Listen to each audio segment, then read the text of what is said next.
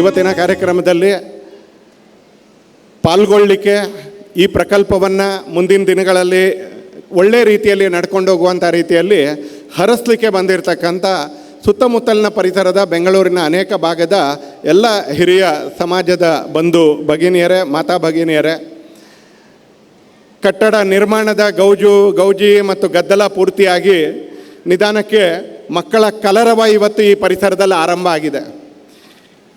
ಇಲ್ಲಿವರೆಗೆ ಕೆಲಸಗಾರರ ಸದ್ದುಗದ್ದಲ ಕೇಳಿಸ್ತಾ ಇತ್ತು, ಮೆಷಿನರಿಗಳ ಆರ್ಭಟ ಕೇಳಿಸ್ತಾ ಇತ್ತು, ಕಾಂಕ್ರೀಟಿನ ವಾಸನೆ ಇಲ್ಲಿ ಹರಡ್ತಾ ಇತ್ತು. ಅದೆಲ್ಲವೂ ಒಂದು ಹಂತಕ್ಕೆ ಮುಕ್ತಾಯ ಆಗಿ, ಪೂರ್ಣ ಮುಕ್ತಾಯ ಆಗಿದೆ ಅಂತಲ್ಲ, ಆದರೆ ಒಂದು 93, 94, 95% ಮುಕ್ತಾಯ ಆಗಿ ಇವತ್ತು ಇನ್ನು ಮುಂದಿನ 1-1.5 ತಿಂಗಳ ನಂತರ ಇಲ್ಲಿ ಶಾಲೆಯಲ್ಲಿ ಕಲೀಲಿಕ್ಕೆ ಬರ್ತಕ್ಕಂಥ, ವಿದ್ಯಾಭ್ಯಾಸಕ್ಕೆ ಬರ್ತಕ್ಕಂಥ ಮಕ್ಕಳ ಕಲರವ ಇವತ್ತು ನಿಧಾನಕ್ಕೆ ಆರಂಭ ಆಗಿದೆ. ಒಂದು ಜೀವಂತಿಕೆ ಈ ಪರಿಸರದಲ್ಲಿ ನಿಧಾನಕ್ಕೆ ನಿರ್ಮಾಣ ಆಗಿದೆ. ರಾಷ್ಟ್ರೋತ್ಥಾನ ಪರಿಷತ್ ಇದನ್ನು ಮಾಡ್ತಾ ಇದೆ ನಿಮಿತ್ತ ರೂಪವಾಗಿ. ಗೋಪಿನಾಥ್ ರೆಡ್ಡಿಯವರು, ಅವ್ರ ಕುಟುಂಬ, ಅವ್ರ ತಂದೆಯವರು, ಇವರೆಲ್ಲರ ಉದಾರತೆಯ ಕಾರಣಕ್ಕೆ ಇವತ್ತು ಇಲ್ಲೊಂದು ಈ ಪರಿಸರದಲ್ಲಿ ಬೆಂಗಳೂರಿನಲ್ಲಿ ಶಾಲೆಗಳಿಗೇನು ಕಡಿಮೆ ಇದೆ ಅಂತ ಏನಿಲ್ಲ. ಹಾಗೆ ನೋಡೋಕ್ಕೆ ಹೋದರೆ ಶಾಲೆಗಳಿಗೆ ಬರ ಇರತಕ್ಕಂಥ ಕಾಲಘಟ್ಟ ಅಲ್ಲ ಇದು. ಶಾಲೆ ಅಂದ್ರೇನು, ಕಾಲೇಜ್ ಅಂದ್ರೇನು, ವೃತ್ತಿ ಶಿಕ್ಷಣ ಕೊಡ್ತಕ್ಕಂಥ ವಿದ್ಯಾಸಂಸ್ಥೆಗಳೇನು ಅಂತ ಕೇಳಿದ್ರೆ ಎಷ್ಟು ಪರ್ಸೆಂಟೇಜ್ ಪ್ಲೇಸ್ಮೆಂಟ್ ಆಗುತ್ತೆ ಅನ್ನೋದನ್ನು ನೋಡಿಯೇ ಅಡ್ಮಿಷನ್ ಆಗುತ್ತೆ ಅನ್ನುವಂಥ ದಿನಗಳು. ಅಂತಾನೆ ಎಷ್ಟು ಪರ್ಸೆಂಟೇಜ್ ಪ್ಲೇಸ್ಮೆಂಟ್ ಆಗುತ್ತೆ, ಎಂಥ ಟಾಪ್ 100+ ಸಂಸ್ಥೆಗಳಲ್ಲಿ ಪ್ಲೇಸ್ಮೆಂಟ್ ಆಗುತ್ತಾ, ಟಾಪ್ 500+ ಅನ್ನುವಂಥ ಸಂಸ್ಥೆಗಳಲ್ಲಿ ಪ್ಲೇಸ್ಮೆಂಟ್ ಆಗುತ್ತಾ. ಈ ಶಾಲೆಯಲ್ಲಿ ಬೆಳೆದವರು ಅವರು ಅದರಲ್ಲಿ ಅತ್ಯಂತ ಹೆಚ್ಚು ಅಂದರೆ ಎಷ್ಟು ಸ್ಯಾಲ್ರಿ ಪಡ್ಕೊಂಡ್ರು, ಈ ಥರದ ಎಲ್ಲ ಪ್ಯಾರಾಮೀಟರ್ಸು ಟಿಕ್ ಆಗ್ತಾ ಹೋಗುತ್ತೆ ಒಂದ್ಸಲ. ಆದರೆ ಶಾಲೆ ಇಷ್ಟೇನಾ ಅಂತ ಕೇಳಿದ್ರೆ ಭಾರತದ ಶಾಲೆಗಳು ಇಷ್ಟೇ ಅಲ್ಲ. ಕಾರ್ಯಕ್ರಮದ ಮುಂಚೆ ಕೂತಿದ್ದಾಗ ಪೂಜ್ಯ ಸ್ವಾಮೀಜಿಗಳು ರಾಮಕೃಷ್ಣಾಶ್ರಮದ ಬಗ್ಗೆ ಹೇಳ್ತಾ, ಮೈಸೂರಿನ ರಾಮಕೃಷ್ಣಾಶ್ರಮದ ಶಾಲೆ ಬಗ್ಗೆ ಹೇಳ್ತಾ, ಕುವೆಂಪು ಅವರು ನಮ್ಮ ಶಾಲೆಯಲ್ಲಿ 13 ವರ್ಷ ಓದಿದ್ರು ಅಂತ ಹೇಳಿದ್ರು ಒಂದ್ಸಲ. ರಾಮಕೃಷ್ಣಾಶ್ರಮದ ಶಾಲೆಯ ಪ್ಲೇಸ್ಮೆಂಟ್ ಪರ್ಸೆಂಟೇಜ್ ತೊಗೊಂಡ್ಬಿಟ್ರೆ ಬೆಂಗಳೂರಿನ ಯಾವುದೇ ಕಾರ್ಪೊರೇಟ್ ಶಾಲೆಯ ಪ್ಲೇಸ್ಮೆಂಟ್ ಪರ್ಸೆಂಟೇಜನ್ನು ಅದು ಮೀರಿಸುವಂಥ ಪ್ಲೇಸ್ಮೆಂಟ್ ಪರ್ಸೆಂಟೇಜ್ ಅದಕ್ಕಿದೆ. ಆದರೆ ಪೂಜ್ಯ ಸ್ವಾಮೀಜಿಗಳ ಕಾರ್ಯಕ್ರಮಕ್ಕೆ ಮುಂಚೆ ಹೇಳಿದಾಗ ಅವರು ತನ್ನ ಶಾಲೆಯ ಪ್ಲೇಸ್ಮೆಂಟ್ ಪರ್ಸೆಂಟೇಜನ್ನು ಹೇಳಲಿಲ್ಲ. ಗ್ಲೋಬಲ್ 500 ಇನ್ಸ್ಟಿಟ್ಯೂಷನ್ಗಳಲ್ಲಿ ರಾಮಕೃಷ್ಣಾಶ್ರಮ ಶಾಲೆಯ 8 ಜನ ಮಕ್ಕಳಿದ್ದಾರೆ ಅಂತ ಹೇಳಲಿಲ್ಲ. ಅವ್ರಿಗೆ ಹೇಳ್ಕೊಳ್ಬೇಕು ಅಂತ ಅನಿಸಿದ್ದು ನಮ್ಮ ಶಾಲೆಯಲ್ಲಿ 13 ವರ್ಷ ಕುವೆಂಪು ಅವರು ಕಲ್ತಿದ್ರು ಅಂತ ಹೇಳಬೇಕು ಅಂತ ಅನ್ನಿಸ್ತು ಅನ್ಸದೆ. ನ್ಯಾಷನಲ್ ಕಾಲೇಜ್ನಲ್ಲಿ ಎಚ್ ನರಸಿಂಹಯ್ಯನವರು ಕಲ್ತಿದ್ರು, ಮೈಸೂರಿನ ರಾಮಕೃಷ್ಣಾಶ್ರಮ ಶಾಲೆಯಲ್ಲಿ ಕುವೆಂಪು ಅವರು ಕಲ್ತಿದ್ರು, ಇಂಥ ಶಾಲೆಯಲ್ಲಿ ನಾರಾಯಣಮೂರ್ತಿಗಳು ಕಲ್ತಿದ್ರು, ಇಂಥ ಶಾಲೆಯಲ್ಲಿ ಮತ್ತೊಬ್ಬರು ಕಲ್ತಿದ್ರು. ಈ ಥರ ನಮ್ಮ ಶಾಲೆಯಲ್ಲಿ ಯಾರು ಕಲ್ತಿದ್ರು ಅನ್ನುವಂಥ ವ್ಯಕ್ತಿತ್ವಗಳ ಹೆಸರು ಹೇಳಿದಾಗ ಆ ಶಾಲೆಯ ಕ್ರೆಡಿಬಿಲಿಟಿ ಏನಿದೆ, ವಿಶ್ವಸನೀಯತೆ ಏನಿದೆ, ಸಮಾಜಕ್ಕೆ ಆ ಶಾಲೆ ಏನು ಕೊಡ್ತು ಅನ್ನೋದು ಅನೇಕ ಸಲ ಒಂದು ಡಿಗ್ರಿಯಲ್ಲಿ, ಮಾಪದಂಡದ ರೀತಿಯಲ್ಲಿ, ಒಂದು ಮಾನಕದ ರೀತಿಯಲ್ಲಿ, ಒಂದು ಮೇಲ್ಪಂಕ್ತಿಯ ರೀತಿಯಲ್ಲಿ ನಮ್ಮ ಎದುರಿಗೆ ಅದು ಪ್ರದರ್ಶಿತವಾಗುತ್ತೆ ಅನ್ಸಲ್ಲ. ಶಾಲೆ ಈ ದೇಶದಲ್ಲಿ ವ್ಯಕ್ತಿಗಳನ್ನ ನಿರ್ಮಾಣ ಮಾಡ್ತಕ್ಕಂಥ ಸಂಸ್ಥೆ ಅದು. ಶಾಲೆ ಒಂದಷ್ಟು ವ್ಯಕ್ತಿಗಳ ಸಮೂಹವನ್ನು ಸಮಾಜಕ್ಕೆ ಹೊರಗೆ ದಬ್ತಕ್ಕಂಥ, ಸಂಖ್ಯೆ ಸೇರಿಸ್ತಕ್ಕಂಥ ಒಂದು ವ್ಯವಸ್ಥೆ ಅಲ್ಲ, ವ್ಯಕ್ತಿಗಳನ್ನ ನಿರ್ಮಾಣ ಮಾಡಲಿಕ್ಕೆ.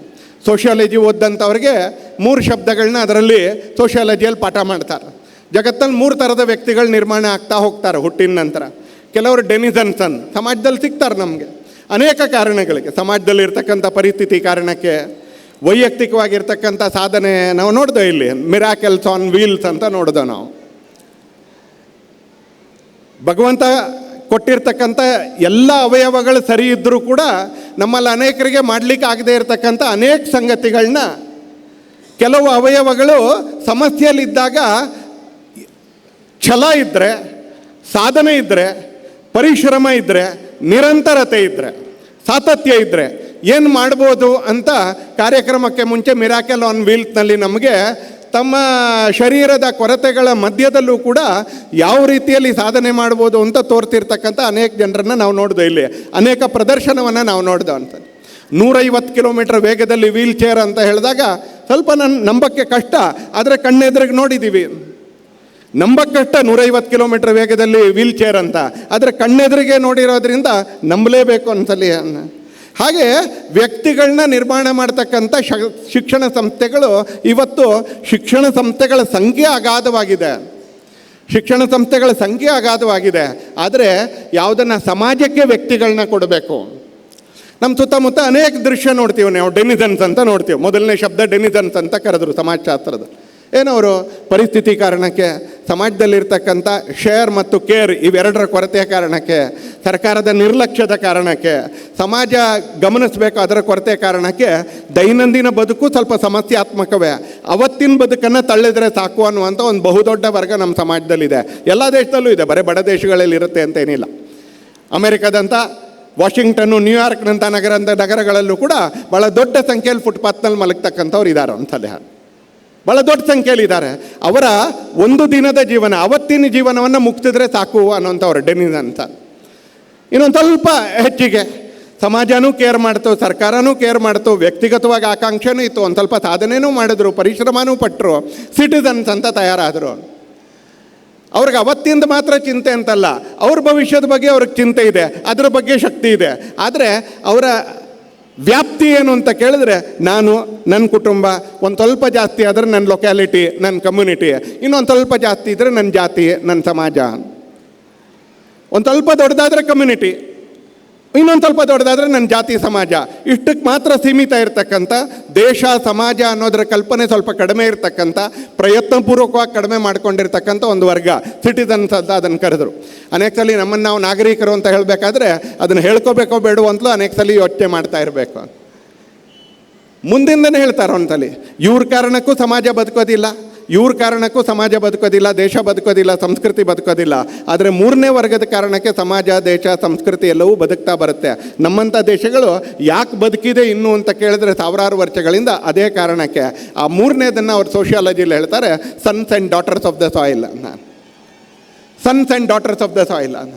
ಯಾವ ವ್ಯಕ್ತಿಗಳು ತಮ್ಮ ಇಡೀ ಬದುಕನ್ನು ಸಮಾಜ ಮತ್ತು ಆ ದೇಶದ ಅಭಿವೃದ್ಧಿಗೆ, ವಿಕಾಸಕ್ಕೆ, ಬಲಗೊಳಿಸುವಿಕೆಗೆ ಮೀಸಲಾಗಿಡ್ತಾರೋ ಅಂತಲೇ ವ್ಯಕ್ತಿಗತ ಬದುಕಿದೆ ಅವ್ರದ್ದು. ಆದರೆ ಅದಕ್ಕಿಂತ ದೊಡ್ಡದಾಗಿರ್ತಕ್ಕಂಥ ಒಂದು ಕನಸು, ಅದರಲ್ಲಿ ಸಮಾಜ ಬರುತ್ತೆ, ಅದರಲ್ಲಿ ದೇಶ ಬರುತ್ತೆ, ಅದರಲ್ಲಿ ನೆರೆಹೊರೆ ಬರುತ್ತೆ, ಅದರಲ್ಲಿ ತನ್ನ ಕಮ್ಯುನಿಟಿ ಬರುತ್ತೆ, ಅದರಲ್ಲಿ ತನ್ನ ಭಾಷೆ ಬರುತ್ತೆ, ತನ್ನ ಸಂಸ್ಕೃತಿ ಬರುತ್ತೆ. ಅದನ್ನು ಚೆಂದ ಕಾಣಿಸ್ಬೇಕು ಅಂತ ಪ್ರಯತ್ನ ಪಡ್ತಕ್ಕಂಥ ಒಂದು ಬಹುದೊಡ್ಡ ವರ್ಗ ಎಲ್ಲ ದೇಶಗಳಲ್ಲೂ ಇರುತ್ತೆ. ಅದು ಸಂಖ್ಯೆಯಿಂದ ದೊಡ್ಡದಲ್ಲ, ಆದರೆ ಮಹತ್ವದ ದೃಷ್ಟಿಯಿಂದ ಭಾಳ ದೊಡ್ಡದು. ಯಾವುದೇ ಒಂದು ಸಂಸ್ಕೃತಿ, ಯಾವುದೇ ಒಂದು ಸಮಾಜ, ಯಾವುದೇ ಒಂದು ದೇಶ ನಿರಂತರವಾಗಿ ಹರಿಬೇಕು ಅಂತ ಹೇಳಿದ್ರೆ, ನಿರಂತರವಾಗಿ ನಡ್ಕೊಂಡು ಹೋಗಬೇಕು ಅಂತ ಹೇಳಿದ್ರೆ, ಸಮಾಜದಲ್ಲಿ ಈ sons and daughters of the soil, ಯಾವುದನ್ನು ಕೆಮಿಸ್ಟ್ರಿಯಲ್ಲಿ ಕ್ಯಾಟಲಿಸ್ಟ್ ಅಂತ ಕರಿತೀವೋ ಆ ಥರ ಇರಲೇಬೇಕು, ಆ ಥರ ಇರಲೇಬೇಕು. ನಮ್ಮ ದೇಶ ಶಿಕ್ಷಣ ಸಂಸ್ಥೆಗಳು ಈ ಥರ sons and daughters of the ಸಾಯಿಲನ್ನು ತಯಾರಿ ಮಾಡ್ತಾ ಇದ್ರು. ಹಾಗಾಗಿ ನೀವು ನಲಂದಾ ವಿಶ್ವವಿದ್ಯಾನಿಲಯದಲ್ಲಿ, ತಕ್ಷಶಿಲಾ ವಿಶ್ವವಿದ್ಯಾನಿಲಯದಲ್ಲಿ, ನ್ಯಾಷನಲ್ ಕಾಲೇಜ್ನಲ್ಲಿ, ವಿಜಯ ಕಾಲೇಜ್ನಲ್ಲಿ ಇತ್ತೀಚೆಗೆ ಶುರು ಆಗಿರ್ಬೋದೇ ಹೊರತು ಪ್ಲೇಸ್ಮೆಂಟ್ ಪರ್ಸೆಂಟೇಜ್ ಅಂತ ಇಲ್ಲಿರೋರು ಭಾಳ ಜನ ಕಾಲೇಜ್ ಓದ್ತಾ ಇರಬೇಕಾದ್ರೆ ಅಥವಾ ಇಂಜಿನಿಯರಿಂಗ್ ಕಾಲೇಜ್ಗೆ ಹೋಗ್ತಾ ಇರಬೇಕಾದ್ರೆ ಈ ಪ್ಲೇಸ್ಮೆಂಟ್ ಪರ್ಸೆಂಟೇಜ್ ಅನ್ನೋದು ಒಂದು ಯಾರ್ಡ್ ಸ್ಟಿಕ್ ಆಗಿರಲಿಲ್ಲ. It was also A factor, ಅದು ಒಂದು ಫ್ಯಾಕ್ಟರೇ ಅಂತಾನೆ. ಆದರೆ ಅದನ್ನು ಯಾರೂ ಗಮನಿಸ್ತಾ ಇರಲಿಲ್ಲ. ಈ ದೇಶದ ಯಾವುದೇ ವಿಶ್ವವಿದ್ಯಾನಿಲಯ, ಯಾವುದೇ ಗುರುಕುಲಗಳಲ್ಲಿ ಬರೀ ಅದನ್ನು ಮಾತ್ರ ನೋಡ್ತಾ ಇರಲಿಲ್ಲ, ಅದು ಕೂಡ ಇತ್ತು. ಈ ದೇಶದಲ್ಲಿ ತಕ್ಷಶಿಲಾ ವಿಶ್ವವಿದ್ಯಾನಿಲಯ ಯಾವುದಕ್ಕೆ ಪ್ರಖ್ಯಾತ ಅಂತ ಕೇಳಿದ್ರೆ, ಅಲ್ಲೊಬ್ಬ ಚಾಣಕ್ಯ ಅಂತ ಒಬ್ಬ ಆಚಾರ್ಯ ಇದ್ದ. ಆ ಚಾಣಕ್ಯ ಅಂತಕ್ಕಂಥ ಆಚಾರ್ಯನ ನೇತೃತ್ವದಲ್ಲಿ ಚಂದ್ರಗುಪ್ತ ಅಂತಕ್ಕಂಥ ಅಲ್ಲಿದ್ದಂಥ ವಿದ್ಯಾರ್ಥಿ ಒಬ್ಬ ರಾಜನಾಗಿ ಅಲೆಕ್ಸಾಂಡರ್ನ ವಿರುದ್ಧ ಹೋರಾಡ್ದ, ವಿದೇಶಿಯರ ವಿರುದ್ಧ ಹೋರಾಡ್ದ, ಒಂದು ಧರ್ಮ ಸಾಮ್ರಾಜ್ಯವನ್ನು ಸ್ಥಾಪನೆ ಮಾಡ್ದ. ಪ್ಲೇಸ್ಮೆಂಟ್ ಆಗಲಿಲ್ವ ಅಂತ ಕೇಳಿದ್ರೆ ಪ್ಲೇಸ್ಮೆಂಟ್ ಆಯಿತು. ಈಗಿನ ಥರ ಯಾವುದೋ ನೌಕರಿಗಲ್ಲ. ಚಾಣಕ್ಯ ಪ್ಲೇಸ್ಮೆಂಟ್ ಮಾಡಿದ್ದು ಒಬ್ಬ ರಾಜನನ್ನು, ಒಬ್ಬ ಚಕ್ರವರ್ತಿಯನ್ನು, ಒಂದು ಸಾಮ್ರಾಜ್ಯಕ್ಕೆ ಅಧಿಪತಿಯನ್ನು. But it was not placement, it was duty bound. ಅದು ಕರ್ತವ್ಯದ ದಾರಿಯಲ್ಲ. ಆ ಥರದ ಪ್ಲೇಸ್ಮೆಂಟ್ ಯಾವ ಕಾಲೇಜು ಮಾಡಲ್ಲ ಇವತ್ತು ಅನ್ನ. ಆದರೆ ಅದು ಪ್ಲೇಸ್ಮೆಂಟ್ ಅಂತ ಆಗಲಿಲ್ಲ, ಅದು ದೇಶಕ್ಕೆ, ಸಮಾಜಕ್ಕೆ ಹಿತಕಾರಿಯಾಗಾಯಿತು. ಅದೇ ತಕ್ಷಶಿಲಾ ವಿಶ್ವವಿದ್ಯಾನಿಲಯದಿಂದ ಒಬ್ಬ ಕಂಬು ಅಂತಕ್ಕಂಥ ಓದಿರುವಂಥ ವಿದ್ಯಾರ್ಥಿಯನ್ನು ಅಲ್ಲಿದ್ದಂಥ ಆಚಾರ್ಯರು ಆ ದೇಶದವ್ರು ಕೇಳಿದ್ರು ಅಂತ ಕಾಂಬೋಡಿಯಾಕ್ಕೆ ಕಳಿಸ್ತಾರೆ. ಕಾಂಬೋಡಿಯಾದಿಂದ ಬರುತ್ತೆ ಒಂದು ಅಲ್ಲಿದ್ದಂಥ ಸಮಾಜದ ಕೆಲವು ಪ್ರತಿನಿಧಿಗಳು, ನಮ್ಮ ದೇಶದಲ್ಲಿ ತುಂಬ ದೊಡ್ಡದೇನೋ ಕಾಯಿಲೆ ಬಂದಿದೆ, ಸಾವಿರಾರು ಜನ ಸಾಯ್ತಾ ಇದ್ದಾರೆ, ಆ ಸಾವಿರಾರು ಜನ ಸಾಯ್ತಾ ಇರೋದ್ರಿಂದ ನೀವೇನಾದರೂ ಔಷಧಿ ಕೊಡಬೇಕು ಅಂತ ಬರ್ತಾರೆ. ಭಾರತದಲ್ಲಿ ಔಷಧಿ ಕೊಡುವಂಥದ್ದು ಇರಲಿಲ್ಲ, ಔಷಧಿ ಕೊಡುವ ವಿವೇಕವನ್ನು ಕೊಡುವಂಥ ಗುರುಕುಲಗಳು ನಮ್ಮ ಹತ್ರ ಇತ್ತು. ಅದಕ್ಕೆ ಆಚಾರ್ಯರು ಹೇಳ್ತಾರೆ, ನಮ್ಮ ಹತ್ರ ಎಲ್ಲ ದೇಶಕ್ಕೆ ಔಷಧಿ ಕೊಡೋಕ್ಕೆ ನಮ್ಮ ಹತ್ರ ಇಲ್ಲ, ಆದರೆ ಔಷಧಿ ಹುಡುಕೋದು ಗೊತ್ತಿರುವಂಥ ವಿದ್ಯಾರ್ಥಿಗಳಿದ್ದಾರೆ, ಇವನನ್ನು ಕರ್ಕೊಂಡು ಹೋಗಿ ಅಂತ ಕಂಬುನ ಕಳಿಸ್ತಾರೆ. ಆ ಕಂಬು ಅವ್ರ ಜೊತೆಗೆ ಹೋಗ್ತಾನೆ. ಒಬ್ಬ ವಿದ್ಯಾರ್ಥಿ ಆಗಿದ್ದ ಆತ. ಅವ್ರ ಜೊತೆಗೆ ಹೋಗ್ತಾನೆ. ಒಂದು 6 ತಿಂಗಳಲ್ಲಿ ಓಡಾಡಿದ ನಂತರ ಆತ ಅವ್ರಿಗೆ ಔಷಧಿ ಕೊಡ್ತಾನೆ. ಆ ದೇಶ ಬದುಕೊಳ್ಳುತ್ತೆ ಒಂದ್ಸಲ. ಆದರೆ ಅದಾದ ನಂತರ ಅವ್ರು ಆತನಿಗೆ ಫೀಸ್ ಕೊಡೋದಿಲ್ಲ. ಯಾಕಂದರೆ ಆತ ಅವ್ರ ಹತ್ರ ಫೀಸ್ ಕೇಳಲೇ ಇಲ್ಲ. ಆತ ತನ್ನ ಕರ್ತವ್ಯ, ಮನುಕುಲದ ಬಗ್ಗೆ ತನ್ನ ಕರ್ತವ್ಯ ಅಂತ ಮಾಡ್ದ. ಆತನ ಬಗ್ಗೆ ಆ ದೇಶದವರು ಎಷ್ಟು ಕೃತಜ್ಞತೆಯಿಂದ ವರ್ತಿಸಿದ್ರು ಅಂತ ಕೇಳಿದ್ರೆ, ಆ ಕಂಬು ಮಹರ್ಷಿಗೆ ಅಲ್ಲಿದ್ದೇ ಒಬ್ಬ ಹೆಣ್ಮಗಳನ್ನು ಕೊಟ್ಟು ಮದುವೆ ಮಾಡಿದ್ರು, ರಾಜ ಮಾಡಿದ್ರು. ಇವತ್ತು ಕಾಂಬೋಡಿಯಾ ಅಂತಕ್ಕಂಥ ದೇಶ ಏನಿದೆ ನಮ್ಮ ಭೂಪಟದ ಮೇಲ್ಗಡೆ, ಅದು ಕಂಬು ಮಹರ್ಷಿ ಹೆಸರಿನಲ್ಲೇ ಕೊಟ್ಟಿರ್ತಕ್ಕಂಥ ಹೆಸರು ಕಾಂಬೋಡಿಯಾ. ಆ ಕಾಂಬೋಡಿಯಾದ ಸಂಸತ್ನ ಎದುರುಗಡೆ ಅಲ್ಲಿರ್ತಕ್ಕಂಥ ಒಂದು ಸ್ಮಾರಕದಲ್ಲಿ ಒಂದು ದೋಣಿ ಕಾಣಿಸುತ್ತೆ ನಿಮಗೆ. ದೋಣಿಯಲ್ಲಿ ಪುಸ್ತಕ ಹಿಡ್ಕೊಂಡಿರ್ತಕ್ಕಂಥ ಒಬ್ಬ ಭಾರತ ಮೂಲದ ವಿದ್ಯಾರ್ಥಿಯ ವಿಗ್ರಹನೂ ಕಾಣಿಸುತ್ತೆ. ಆ ಕಾಂಬೋಡಿಯಾ ಅದು ಮೊಂಗೊಲಾಯ್ಡ್ ಮುಖಗಳ ದೇಶ. ಆದರೆ ಆ ಕಾಂಬೋಡಿಯಾ ದೇಶದ ಪಾರ್ಲಿಮೆಂಟ್ನ ಎದುರುಗಡೆ ನಿಲ್ಸಿರ್ತಕ್ಕಂಥ ಸ್ಮಾರಕದಲ್ಲಿರ್ತಕ್ಕಂಥ ಮೂರ್ತಿ ಏನಿದೆ ಅದು ಭಾರತದ ಸ್ವರೂಪದ ಮುಖ. ಪ್ಲೇಸ್ಮೆಂಟ್ ಆಗಲಿಲ್ವಾ ಅಂತ ಕೇಳಿದ್ರೆ ಪ್ಲೇಸ್ಮೆಂಟ್ ಆಯಿತು. ಆದರೆ ಪ್ಲೇಸ್ಮೆಂಟ್ ಕಾರಣಕ್ಕೆ ಪ್ಲೇಸ್ಮೆಂಟ್ ಅಲ್ಲ, ಕರ್ತವ್ಯದ ಕಾರಣಕ್ಕೆ ಮಾಡಬೇಕಾಗಿರ್ತಕ್ಕಂಥ ಕೆಲಸ. ಹಾಗಾಗಿ ಈ ದೇಶದಲ್ಲಿ ಒಬ್ಬರು ಸ್ವಾಮೀಜಿ ಹೇಳ್ತಾರೆ, ಕುವೆಂಪು ಅವರು 13 ವರ್ಷ ನಮ್ಮ ಶಾಲೆಯಲ್ಲಿ ಓದಿದ್ರು ಅಂತ ಹೇಳ್ತಾರೆ. ನಾನು ಇಲ್ಲಿ ಸೇರಿರ್ತಕ್ಕಂಥ ಎಲ್ಲ ಪಾಲಕರಿಗೆ, ವಿಶೇಷವಾಗಿ ಭವಿಷ್ಯದ ಪಾಲಕರಿಗೂ, ಹಾಗೆ ಈ ಶಾಲೆಗೆ ಕೈ ಜೋಡಿಸ್ಬೇಕಾಗಿರ್ತಕ್ಕಂಥ ಸಮಾಜದ ಎಲ್ಲರ ಹತ್ರ ನಾನು ವಿನಂತಿ ಮಾಡೋದು ಇಷ್ಟೇ, ಒಂದ್ಸಲಿ ವಿದ್ಯೆ ಕಲೀಲೇಬೇಕು. ಶಾಲೆ ಬರೀ ಟೀಚರಿಂದ ನಡೆಯುತ್ತೆ ಅಂತ ಇಲ್ಲ, ಶಾಲೆ ಸಪೋರ್ಟ್ ಸ್ಟಾಫಿಂದಲೂ ನಡೆಯುತ್ತೆ. ನಮ್ಮ ಅಕ್ಕನ ಮಗಳು ಬೆಂಗಳೂರಿಂದ ಇನ್ನೊಂದು ಊರಿಗೆ ಓದಲಿಕ್ಕೆ ಅಂತ ಹೋದಾಗ ಅಂತಾನೆ, ಅವತ್ತು ಕಡೆ ದಿನ ಶಾಲೆ. ಅವತ್ತು ಬೆಳಿಗ್ಗೆ ನಮ್ಮ ತಾಯಿ ತನ್ನ ಮೊಮ್ಮಗಳ ಬಗ್ಗೆ ಆಟೋ ಡ್ರೈವರ್ಗೆ ಹೇಳ್ತಾರೆ, ಇವತ್ತು ಲಾಸ್ಟು, ನಾಳೆಯಿಂದ ನಮ್ಮ ಮನೆಗೆ ಆಟೋ ಬೇಡ, ಯಾಕಂದರೆ ಇವತ್ತು ಲಾಸ್ಟ್ ಡೇ ಸ್ಕೂಲು, ಮುಂದಿನ ಕ್ಯಾಲೆಂಡರ್ ಇಯರ್ನಲ್ಲಿ ಅವಳು ಬೇರೆ ಊರಿಗೆ ಸ್ಕೂಲ್ಗೆ ಹೋಗ್ತಾಳೆ. ನಮ್ಮ ಅಕ್ಕನ ಮಗಳ ಬಗ್ಗೆ ಅವತ್ತು ಸಾಯಂಕಾಲ ಆಟೋ ಬರುತ್ತೆ. ಆಟೋ ಬಂದು ನಮ್ಮ ಅಕ್ಕನ ಮಗಳು ಒಳಗೆ ಬರ್ತಾಳೆ. ಪುಟ್ಟ ಮಗಳು LKGಲಿ ಓದ್ತಾ ಇದ್ದಂತ ಅವಳು, ಇಲ್ಲಿ ಲಿಂಗರಾಜಪುರದ ಸೆಂಟ್ ಚಾರ್ಲ್ಸ್ ಕಾನ್ವೆಂಟಲ್ಲಿ ಓದ್ತಿದ್ಲು. ಮಗಳು ಒಳಗೆ ಬರ್ತಾಳೆ. ಅವಳು ಬಂದು ಒಂದು ಅರ್ಧ ಗಂಟೆ ಆದಮೇಲೆ ನಮ್ಮ ತಾಯಿಗೆ ಹೊರಗಡೆ ಯಾರೋ ಇನ್ನೂ ಮೆಟ್ಲ ಮೇಲೆ ಕೂತಿದ್ದಾರೆ ಅಂತ ಡೌಟ್ ಆಗುತ್ತೆ. ಅವನಲ್ಲಿ ಹೆದರಿಕೆ ಆಗಲಿಲ್ಲ, ಹೊರಗೆ ಯಾರೋ ಕೂತಿದ್ದಾರೆ ಅಂತ ಅನಿಸುತ್ತೆ. ನನಗೆ ಹೇಳ್ತಾರೆ ಅವರು, ಭಾಳ ಹಿಂದಿನ ಗಟ್ಟ ಹೇಳ್ತಾರೆ, ಯಾರೋ ಕೂತಿದ್ದಾರೆ ನೋಡು ಬಾಗಿಲು ತೆಗೆದು. ನಾನು ಬಾಗಿಲು ತೆಗೆದು ನೋಡ್ತೀನಿ, ಅಮ್ಮ ಆಟೋ ಮಾಮ ಕೂತಿದ್ದಾನೆ. ನಮ್ಮ ತಾಯಿಗೆ ಆಶ್ಚರ್ಯ ಆಗುತ್ತೆ. ಅರ್ಧ ಗಂಟೆ ಆಯಿತು, ಈ ಆಟೋದವನು ಯಾಕೆ ಇನ್ನೂ ಹೋಗಲಿಲ್ಲ ಅಂತ. ಆಮೇಲೆ ನಾನು ಹೋಗಲಿಲ್ಲ, ನಮ್ಮ ತಾಯಿ ಹೋಗ್ತಾರೆ ಒಂದ್ಸಲ. ಯಾಕೆ ಕೂತಿದೀಯಾ ಅಂತ ಕೇಳಿದ್ರೆ, ಆ ಆಟೋದವನು ಅಳ್ತಾ ಕೂತಿದ್ದ ಒಂದ್ಸಲ. ನಾವು ಅಳ್ತೀವೋ ಇಲ್ಲೋ ಗೊತ್ತಿಲ್ಲ, ಆದರೆ ಆಟೋದವನು ಅಳ್ತಾ ಕೂತಿದ್ದ ಒಂದ್ಸಲ. ಯಾಕೆ ಅಳ್ತಾ ಇದೆಯಲ್ಲ ಅಂತ ಕೇಳಿದ್ರೆ, 2 ವರ್ಷ ತುಂಬ ಹಚ್ಕೊಂಡ್ಬಿಟ್ಟಿದೆ ಮಗು, ಇನ್ನು ಆ ಮಗುನ ಸ್ಕೂಲಿಗೆ ಕರ್ಕೊಂಡೋಗಕ್ಕೆ ಆಗೋದಿಲ್ವಲ್ಲ ನನಗೆ, ಯಾಕೋ ದುಃಖ ಆಯಿತು, ಅದಕ್ಕೆ ಇಲ್ಲೇ ಕೂತಿದ್ದೆ, ಹೋಗ್ತೀನಿ ಅಂತ ಹೊರಡಕ್ಕೆ ಕೊಟ್ಟ. ಹಾಗಾಗಿ ನಾನು ಹೇಳಿದ್ದು, ಮಗು ಇದ್ದರೆ ಮಾತ್ರ ಶಾಲೆ ಅಲ್ಲ, ಟೀಚರ್ ಇದ್ದರೆ ಮಾತ್ರ ಅಲ್ಲ, ಸಪೋರ್ಟಿಂಗ್ ಸ್ಟಾಫ್ ಕೂಡ ಅಷ್ಟೇ ದೊಡ್ಡದು. ಇವತ್ತಿನ ಪಾಲಕರು ಅನೇಕ ಕಡೆಗಳಲ್ಲಿ ಶಾಲೆ ಮತ್ತು ವಿದ್ಯಾಭ್ಯಾಸವನ್ನು ಬಿಸ್ನೆಸ್ ಅಂತ ಅನೇಕರು ಅನ್ಕೊಂಡ್ಬಿಟ್ಟಿದ್ದಾರೆ. ನಾನು ಫೀಸ್ ಕಟ್ತೀನಿ ಅಂದರೆ ನನ್ನ ಮಗುಗೆ 100 ಮಾರ್ಕ್ ಬರಲೇಬೇಕು ಅಂತ. ಇದು ಅಂಗಡಿಯಲ್ಲ, ಇದು ನಾನು 10 ರೂಪಾಯಿ ಕೊಟ್ಟರೆ ಅದಕ್ಕೆ ಇಷ್ಟು kg ಇಷ್ಟು ಗ್ರಾಮ್ ಅಕ್ಕಿ ಬಂದೇ ಬರುತ್ತೆ, ಸಾಸಿವೆ ಬಂದೇ ಬರುತ್ತೆ. ನಾನು ಫೀಸ್ ಕಟ್ಟಿದ್ರೆ ಇಷ್ಟು ಮಾರ್ಕ್ ಬರಲೇಬೇಕು, ಇಲ್ದಿದ್ರೆ ಟೀಚರ್ ಏನಕ್ಕೆ ಇರೋದು? ಇವೆಲ್ಲ ಲಿವಿಂಗ್ ಎಂಟಿಟೀಸ್, ಇವೆಲ್ಲ ಡೈನಮಿಕ್ ಎಂಟಿಟೀಸ್ ಅಂತಲೇ. ಟೀಚರ್ದು ಎಷ್ಟು ಪಾತ್ರ ಇದೆಯೋ ಪಾಲಕರದ್ದು ಅಷ್ಟೇ ದೊಡ್ಡ ಪಾತ್ರ ಇದೆ. ಅಷ್ಟೇ ದೊಡ್ಡದು ಇಲ್ಲಿರ್ತಕ್ಕಂಥ ಸಮಾಜದ ಅನೇಕ ಬಂಧುಗಳದ್ದು ಅಂತ. ಸಮಾಜದ ಅನೇಕ ಬಂಧುಗಳೇನಿದೆ, ಇದು ರಾಷ್ಟ್ರೋತ್ಥಾನ ಒಬ್ಬ ವ್ಯಕ್ತಿಯ ಒಂದು ಸಂಸ್ಥೆ ಅಲ್ಲ. 60 ವರ್ಷದ ಕೆಳಗೆ ರಾಷ್ಟ್ರೋತ್ಥಾನ ಆರಂಭ ಆದಾಗ ಇದು ರಾಷ್ಟ್ರೋತ್ಥಾನಕ್ಕೆ 60ನೇ ವರ್ಷ ಅಂತ ಆಯಿತು. 60 ವರ್ಷಗಳ ಕೆಳಗೆ ರಾಷ್ಟ್ರೋತ್ಥಾನ ಆರಂಭ ಆದಾಗ 10 ವರ್ಷಕ್ಕೊಂದು ಶಾಲೆ ಮಾಡ್ತಿದ್ರು. 10 ವರ್ಷಕ್ಕೊಂದು ಶಾಲೆ ಮಾಡಿದಾರೋ ಇಲ್ವೋ ಅದು ಕೂಡ ಸಂಶಯ ಇದೆ. ಆದರೆ ಇವತ್ತು ಇಲ್ಲಿರ್ತಕ್ಕಂಥ ಅನೇಕರ ಸಹಕಾರದ ಕಾರಣಕ್ಕೆ, ಗೋಪಿನಾಥ್ ರೆಡ್ಡಿ ಅವರು, ಶ್ರೀಮತಿ ಗಾಯತ್ರಿ ಅವರು, ಸೋಮಶೇಖರ್ ರೆಡ್ಡಿ ಅವರು, ಈ ಥರದ ಅನೇಕ ದಾನಿಗಳ ಉದಾರತೆಯ ಕಾರಣಕ್ಕೆ, ರಾಷ್ಟ್ರೋತ್ಥಾನಕ್ಕೂ ಬಂದಿರತಕ್ಕಂಥ ಒಂದು ಸಾಮರ್ಥ್ಯದ ಕಾರಣಕ್ಕೆ ಸಮಾಜದೊಳಗೆ, ಅದೆಲ್ಲದಕ್ಕಿಂತ ಜಾಸ್ತಿಯಾಗಿ ಇವತ್ತು ರಾಷ್ಟ್ರೋತ್ಥಾನಕ್ಕೆ ಇರ್ತಕ್ಕಂಥ ವಿಶ್ವಸನೀಯತೆಯ ಕಾರಣಕ್ಕೆ, ಕ್ರೆಡಿಬಿಲಿಟಿ ಕಾರಣಕ್ಕೆ, ಬಹುದೊಡ್ಡದು ಇವತ್ತು ರಾಷ್ಟ್ರೋತ್ಥಾನಕ್ಕೆ ಇರ್ತಕ್ಕಂಥದ್ದು ಕ್ರೆಡಿಬಿಲಿಟಿ ಅಂತಲೇ. ಆ ವಿಶ್ವಸನೀಯತೆಯ ಕಾರಣಕ್ಕೆ, ಇವತ್ತು ಆ ಕ್ರೆಡಿಬಿಲಿಟಿ ಕಾರಣಕ್ಕೆ 10 ವರ್ಷಕ್ಕೊಂದು ಶಾಲೆ ಮಾಡ್ತಾ ಇದ್ದಂಥ ರಾಷ್ಟ್ರೋತ್ಥಾನ ಇವತ್ತು ಕಳೆದ 5 ವರ್ಷದಲ್ಲಿ 16 ಶಾಲೆ, ಅಂದರೆ ಆವ್ರೇಜ್ 4 ಶಾಲೆ. ಈ ವರ್ಷನೇ ಸ್ವಲ್ಪ ಯಾಕೆ ಅಂತ ಗೊತ್ತಿಲ್ಲ, ಬಹುಶಃ 60 ವರ್ಷದ ಕಾರ್ಯಕ್ರಮದಲ್ಲಿ ದಿನೇಶ್ ಹೆಗಡೆ ಜಾಸ್ತಿ ಬ್ಯುಸಿ ಆದರು ಅನ್ಸುತ್ತೆ. ಈ ವರ್ಷ 3 ಸ್ಕೂಲ್ ಆಗ್ತಾಯಿದೆ. ಅವ್ರಿಗೊಂದು ಚಾಲೆಂಜ್ ಅದು. ಒಂದು ವರ್ಷಕ್ಕೆ 4ಕ್ಕಿಂತ ಜಾಸ್ತಿ ಶಾಲೆ ಆಗ್ತಾ ಇದ್ದಿದ್ದು 60ನೇ ವರ್ಷದಲ್ಲಿ 3 ಯಾಕೆ ಆಯಿತು ಅಂತ ಅವರೇ ಯೋಚನೆ ಮಾಡಬೇಕು ಅಂತ. 10 ವರ್ಷಕ್ಕೊಂದು ಶಾಲೆ ಆಗ್ತಾ ಇದ್ದಿದ್ದು ಈಗ 5 ವರ್ಷದಲ್ಲಿ 16ನೇ ಶಾಲೆ ಆಗ್ತಾ ಇದೆ ಒಂದ್ಸಲಿ. ಇದು ಯಾರ್ದು ಓನರ್ಶಿಪ್ ಇಲ್ಲ. ಕರ್ನಾಟಕದಲ್ಲಿ ಹೇಗೆ ಅನೇಕ ಮಠ ಮಂದಿರಗಳು ಶಾಲೆ ನಡೆಸ್ತಾರೋ ಅದು ಕೂಡ ಸಮಾಜದ್ದೇ ಆಸ್ತಿ ಅಂತ. ಸಿದ್ಧಗಂಗಾ ಮಠ ತ್ರಿವಿಧ ದಾಸೋಹ ಅಂತಲೇ ಕರೀತಾರೆ ಅಂತಲೇ. ಅಲ್ಲಿ ಭಕ್ತಿ ಇದೆ, ಅಲ್ಲಿ ವಿದ್ಯಾಭ್ಯಾಸ ಇದೆ, ಅಲ್ಲಿ ಅಕ್ಷರ ಇದೆ ಅನ್ನ. ಪೂಜ್ಯ ಸ್ವಾಮೀಜಿಗಳ ತಪಶಕ್ತಿ ಎಷ್ಟಿದೆ ಅಂತ ಕೇಳಿದ್ರೆ, ಪ್ರತಿ ವರ್ಷ ಅವರು ಟ್ರ್ಯಾಕ್ಟರ್ ತಗೊಂಡು ತುಮಕೂರು ಜಿಲ್ಲೆಯಲ್ಲಿ, ಬೆಂಗಳೂರು ಗ್ರಾಮಾಂತರ ಜಿಲ್ಲೆಯಲ್ಲಿ, ಹಾಸನ ಜಿಲ್ಲೆಯಲ್ಲಿ ಹೊರಟ್ರೆ ವಾಪಸ್ಸು ಊರಿನವರು ತಮ್ಮ ಟ್ರ್ಯಾಕ್ಟರ್ನಲ್ಲಿ ಧಾನ್ಯ ಹಾಕಿ ಕಳಿಸ್ತಾರೆ. ಯಾಕೆಂದರೆ ವಿಶ್ವಸನೀಯತೆ, ಕ್ರೆಡಿಬಿಲಿಟಿ. ಏನು ಕ್ರೆಡಿಬಿಲಿಟಿ ಅಂತ ಕೇಳಿದ್ರೆ, ಈಗಿನ ಸ್ವಾಮೀಜಿಗಳು ಹಾಗೆ, ಹಿಂದಿನ ಸ್ವಾಮೀಜಿಗಳು ಹಾಗೆ. ಸಾಯಂಕಾಲ 5:15 5:45 ಆದಮೇಲೆ ಪೂಜೆ ಮುಗಿಸಿ ಬಂದು ಕೂತ್ಕೊಂಡ್ರೆ ಒಂದ್ಸಲಿ ಅಲ್ಲಿ ಸುತ್ತಮುತ್ತ ಒಂದು 50 ಜನ ಮಕ್ಕಳು ಕಣ್ಣಲ್ಲಿ ನೀರು ಹಾಕ್ತಾ ಅವ್ರ ಹತ್ರ ಮಾತಾಡ್ತಾ ಇರ್ತಾರೆ. ಯಾರ್ದೋ ಮನೆ ಮಕ್ಕಳು, ಯಾರ್ದೋ ಮನೆ ಮಕ್ಕಳು. ಈ ಸ್ವಾಮೀಜಿಗಳು, ಸಿದ್ಧಗಂಗಾ ಶ್ರೀಗಳು ಕುಟುಂಬನೇ ನೋಡದೇ ಇರೋರು, ತಂದು ಅಂತ ಸಂಸಾರ ಇಲ್ಲದೆ ಇರೋ ಅಂಥವ್ರು, 60-70 ವರ್ಷದಿಂದ ಮನೆಯಿಂದ ಹೊರಗಡೆ ಇರ್ತಕ್ಕಂಥವ್ರು. ಮಕ್ಕಳು ಅವ್ರಿಗೆ ಸ್ವಂತದ್ದಿಲ್ಲ, ಆದರೆ ಒಂದು 50-60 ಜನ ಮಕ್ಕಳಲ್ಲಿ ಎಲ್ಲರೂ ಕಣ್ಣಲ್ಲಿ ನೀರು ಹಾಕ್ತಾ ಸ್ವಾಮೀಜಿಗಳ ಹತ್ರ ಮಾತಾಡ್ತಾ ಇರ್ತಾರೆ. ಸ್ವಾಮೀಜಿಗಳು 1 ವಾಕ್ಯ ಅಥವಾ 2 ವಾಕ್ಯ ಹೇಳ್ತಾರೆ, ಆ ಮಕ್ಕಳು ಕಣ್ಣು ಒರೆಸ್ಕೊಂಡು ಹೋಗ್ತಾರೆ ವಾಪಸ್.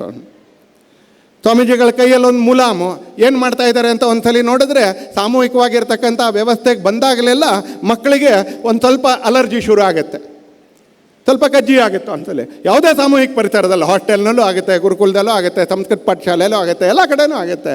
ಸ್ವಾಮೀಜಿಗಳು ಒಬ್ಬೊಬ್ಬನೇ ಹುಡುಗನ ಕರೆದು ಅವರ ಅಲರ್ಜಿಗೆ ಮುಲಾಮ್ ಹಾಕ್ತಾ ಇರ್ತಾರೆ. ಯಾರ್ದೋ ಮನೆ ಮಕ್ಕಳು.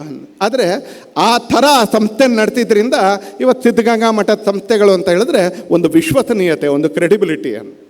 ಹಾಗೆ ರಾಷ್ಟ್ರೋತ್ಥಾನ ಅಂತ ಹೇಳಿದ್ರೆ ಅದೊಂದು ಬ್ರ್ಯಾಂಡ್ ನೇಮ್. ಯಾವುದಕ್ಕೆ ಅಂತ ಕೇಳಿದ್ರೆ ಅದು ಎಟಿಕ್ವೆಟ್ಸ್ಗಳಲ್ಲ, ಬರೀ ನಡವಳಿಕೆಗಳಿಗಲ್ಲ. ರಾಷ್ಟ್ರೋತ್ಥಾನ ಯಾವುದಕ್ಕೆ ಅಂತ ಕೇಳಿದ್ರೆ ಕೆಲವು ಪ್ಯಾರಾಮೀಟರ್ಗಳಿಗೆ, ಕೆಲವು ಇಂಡಿಕೇಟರ್ಗಳಿಗೆ ಅಲ್ಲ. ರಾಷ್ಟ್ರೋತ್ಥಾನ ಇವತ್ತು ಈ ಶಾಲೆ ಆರಂಭ ಮಾಡ್ತಾ ಇರಬೇಕಾದ್ರೆ ಅದು ಅತ್ಯಂತ ದೊಡ್ಡ ಇದು ಅಂತ ಹೇಳಿದರೆ ಅದರ ಗುಣ ಯಾವುದು ಅಂತ ಕೇಳಿದ್ರೆ ವಿಶ್ವಸನೀಯತೆ. ಯಾವುದು ವಿಶ್ವಸನೀಯತೆ ಅಂದರೆ ಇಲ್ಲಿ ವಿದ್ಯೆ ಜೊತೆಗೆ ಒಂದು ವಿವೇಕವನ್ನು ಬೆಳೆಸ್ತಾರೆ. ಯಾವುದದು ವಿಶ್ವಸನೀಯತೆ ಅಂತ ಕೇಳಿದ್ರೆ ಇಲ್ಲಿ ನಿಯಮಗಳ ಜೊತೆಗೆ ಬದುಕಿನ ಮೌಲ್ಯವನ್ನು ಕಳಿಸ್ತಾರೆ. ಯಾಕಂದರೆ ಆ ಮೌಲ್ಯಯುತವಾಗಿರ್ತಕ್ಕಂಥ ಬದುಕನ್ನು ಜೀವನದಲ್ಲಿ ಅಳವಡಿಸ್ಕೊಂಡಿರ್ತಕ್ಕಂಥವ್ರು ಇಲ್ಲಿ ಮ್ಯಾನೇಜ್ಮೆಂಟ್ನಲ್ಲೂ ಇದ್ದಾರೆ, ಟೀಚಿಂಗ್ನಲ್ಲೂ ಇದ್ದಾರೆ, ಇದಕ್ಕೆ ಶಕ್ತಿಯಾಗಿ ನಿಂತ್ಕೊಂಡಿರ್ತಕ್ಕಂಥವರಲ್ಲೂ ಇದ್ದಾರೆ ಅಂತಾರೆ. ನಾನು ಇಲ್ಲಿ ಸೇರಿರ್ತಕ್ಕಂಥ ಎಲ್ಲರ ಹತ್ರ ನಾನು ಮತ್ತು ಅದೇ 2 ಶಬ್ದವನ್ನು ಪುನರುಕ್ತಿ ಮಾಡ್ತೀನಿ ನಾನು ಅಂತ್ಯದಲ್ಲಿ ಅಂತಲೇ. ನಾವು ನಮ್ಮ ಮಕ್ಕಳನ್ನು ವಿದ್ಯೆಗೆ ನಿಲ್ಲಿಸುವಂಥ ಸ್ಥಿತಿಗೆ ಬರಬಾರ್ದು ಅಂತಾನೆ. ಇವತ್ತು ಹೊರ ಜಗತ್ತಿನ ಮಾರ್ಕೆಟ್ ಪ್ರೇರಿತವಾಗಿರ್ತಕ್ಕಂಥ ಶಕ್ತಿ ಅಥವಾ ಪಶ್ಚಿಮದ ಯೋಚನಾ ಶಕ್ತಿಗಳಿಂದ ಅನೇಕ ಸಲ ನಮಗೆ ಕ್ವಾಲಿಫಿಕೇಷನ್ನು, ಡಿಗ್ರಿ, ಅದು ಬೇಕು, ಅದು ಬೇಡ ಅನ್ನುವಂಥ ಪೀಳಿಗೆಗೆ ಸೇರಿದವನಲ್ಲ ನಾನು. ಆದರೆ ಅದು ಬೇಕು ಅನ್ನುವಂಥ ಪೀಳಿಗೆಗೆ ಸೇರಿರ್ತಕ್ಕಂಥವು ನಾನು. ಆದರೆ ಅಲ್ಲಿಗೆ ನಿಲ್ಲಬೇಕಾ ಅಂತ ಕೇಳಿದ್ರೆ ಅದನ್ನು ದಾಟಬೇಕು ಅಂತ. ಅದನ್ನು ದಾಟಿ ವಿದ್ಯೆಯಿಂದ ವಿವೇಕದ ಕಡೆಗೆ ಏನನ್ನು ಮಾಡಬೇಕು, ಏನನ್ನು ಮಾಡಬಾರ್ದು, ನಾನು ಏನು ಮಾಡಬೇಕು, ನಮ್ಮ ವಿದ್ಯೆ ಏನು ಮಾಡಬೇಕು, ಏನು ಮಾಡಬಾರ್ದು ಎರಡನ್ನೂ ಕಲಿಸ್ಬೇಕು. ಸತ್ಯ ಹೇಳಬೇಕು ಅಂತ ಕಲಿಸಿದ್ರೆ ಮಾತ್ರ ಸಾಲೋದಿಲ್ಲ, ಸುಳ್ಳು ಹೇಳಬಾರ್ದು ಅನ್ನೋದನ್ನು ಕಲಿಸ್ಬೇಕು. ಒಳ್ಳೆಯದನ್ನು ಮಾಡಬೇಕು ಅಂತ ಮಾತ್ರ ಕಲಿಸಿದ್ರೆ ಸಾಧ್ಯ ಇಲ್ಲ, ಕೆಟ್ಟದನ್ನು ಮಾಡಬಾರ್ದು ಅಂತಲೂ ಕೂಡ ಕಲಿಸ್ಬೇಕು. ನನಗೇನೋ ಬೇಕು ಅನ್ನೋದನ್ನು ಕಲಿಸಿದ್ರೆ ಮಾತ್ರ ಸಾಲೋದಿಲ್ಲ, ಅದ್ರ ಜೊತೆಗೆ ಇನ್ನೊಬ್ಬನಿಗೆ ಇಂಗ್ಲೀಷಲ್ಲಿ 2 ಶಬ್ದ ಹೇಳಿದ್ರೆ ಬೇಗ ಅರ್ಥವಾಗುತ್ತೆ. ಇನ್ನೊಬ್ಬನ ಬಗ್ಗೆ ಕೇರ್ ಮಾಡಬೇಕು, CARE, ಕೇರ್ ಮಾಡಬೇಕು ಅನ್ನೋದನ್ನು ಕಲಿಸ್ಬೇಕು ಅಂತಾನೆ. ನನಗೆ ಮಾತ್ರ ಎಲ್ಲ ಸಿಕ್ಕಿದ್ರೆ ಅಂತ ಸಾಲೋದಿಲ್ಲ, ಅದ್ರ ಜೊತೆಗೆ ಇಂಗ್ಲೀಷನ್ನ ಶೇರ್ ಮಾಡಬೇಕು ಅನ್ನೋದನ್ನು ಕಲಿಸ್ಬೇಕು. SHARE, ಶೇರ್ ಮಾಡಬೇಕು. ಅಕಸ್ಮಾತ್ ಗೋಪಿನಾಥ್ ರೆಡ್ಡಿಯವರು ತನ್ನ ಹತ್ರ ಇರ್ತಕ್ಕಂಥ ಯಾವುದೋ ಒಂದು ವಸ್ತುವನ್ನು ಶೇರ್ ಮಾಡದೇ ಇದ್ದಿದ್ರೆ ಇವತ್ತು ರಾಷ್ಟ್ರೋತ್ಥಾನ ವಿದ್ಯಾಲಯ ಇಲ್ಲಿ ಸಿಗ್ತಾನೆ ಇರಲಿಲ್ಲ. ಇಲ್ಲಿ ಕೂತ್ಕೊಂಡಿರ್ತಕ್ಕಂಥ MP ಕುಮಾರ್ ಅವರಿಂದ ಹಿಡಿದು ಇಲ್ಲಿ ಕೂತ್ಕೊಂಡಿರ್ತಕ್ಕಂಥ ಇನ್ನು ಅನೇಕ ಜನ ತಮ್ಮ ಸಮಯವನ್ನು ಶೇರ್ ಮಾಡದೇ ಇದ್ದಿದ್ರೆ ಈ ಥರದ ಸಂಸ್ಥೆಗಳ ವಿಶ್ವಸನೀಯತೆ ಬೆಳೀತಾನೆ ಇರಲಿಲ್ಲ. ಅಥವಾ 43 ವರ್ಷಗಳಿಂದ ಒಬ್ಬ ಸನ್ಯಾಸಿಯಾಗಿ, ಒಬ್ಬ ಸಂತರಾಗಿ, ಒಬ್ಬ ಸಾಧುವಾಗಿ ಪೂಜ್ಯ ಸ್ವಾಮಿ ಮುಕ್ತಿದಾನಂದಜಿ ಮಹಾರಾಜರವರು ಮೈಸೂರಿನ ಜಾಗದಲ್ಲಿ ರಾಮಕೃಷ್ಣಾಶ್ರಮಕ್ಕೆ ಆಧಾರವಾಗಿ ನಿಂತ್ಕೊಳ್ಳದೇ ಇದ್ದಿದ್ರೆ, ಆ 43 ವರ್ಷ ಅವ್ರು ಕೊಡದೇ ಇದ್ದಿದ್ರೆ ಇವತ್ತು ಅಲ್ಲಿಂದ ಕುವೆಂಪು ಥರದ ತುಂಬ ಜನ ಹೊರಗೆ ಬರ್ತಿರಲಿಲ್ಲ ಅಂತಲೇ.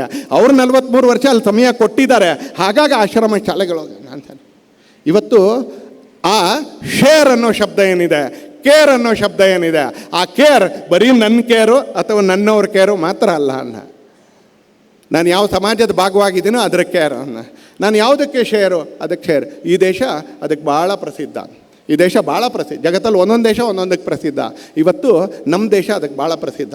ನೀವು ಬರೀ ಈ 1 ಕಿಲೋಮೀಟರ್ ರಸ್ತೆಯಲ್ಲಿ ನೀವು ಹೋದರೆ ಪ್ರೈವೇಟ್ ಆಗಿರ್ತಕ್ಕಂಥ ತುಂಬ ಪ್ರಾಪರ್ಟಿಯೂ ಕಾಣಿಸುತ್ತೆ.